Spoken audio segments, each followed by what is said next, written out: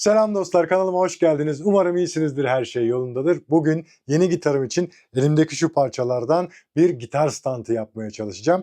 Parçalar nedir? Onlardan bahsedelim biraz. İlk parça, hatırlarsanız Kratos'un baltasını yapmıştım. Onun için kestiğim saptan kalan parça. Böyle bir formu var. Biraz tabii şekillendireceğim, güzelleştireceğim bunu. Bir de şöyle bir koltuk arkası var. Ahşap tekli bir koltuğun arkasıydı bu. Bunu sokakta bulmuştum. Bunu da modifiye edeceğim, keseceğim ve şu şekilde bir stand haline getirmeye çalışacağım. Tabii bu ayaklar öne doğru gidecekler. Gitarı tutabilmesi için şuraya bir aparat da yapmam lazım, sapının geçeceği. Bir parça falan bulursam sağda solda güzel olur ama o da olmadı. Ahşaptan bir parça yaparım oraya da. Şimdi ben ufaktan çalışmaya başlıyorum. Size iyi seyirler.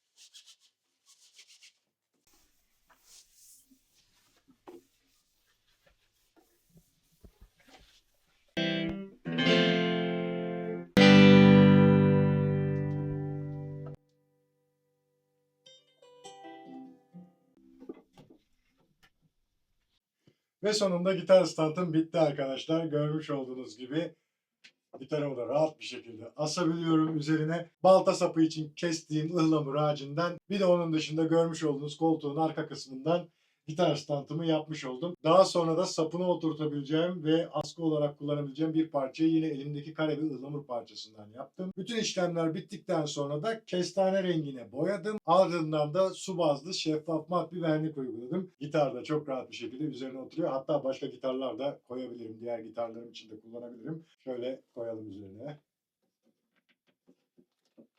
Şu anda ayaklar burada biraz dengesiz ama düz bir zeminde gayet sağlam olacak. Şimdi ben bunu yerine götüreceğim. Orada da size bir görüntü paylaşacağım. Yani bir videonun daha sonuna geldik. Eğer beğendiyseniz abone olup zile basmayı unutmayın. Beğenileriniz ve yorumlarınız da benim için çok değerli. Bakalım bir dahaki videolarda neler nelere dönüşecek. Görüşmek üzere. Bay bay.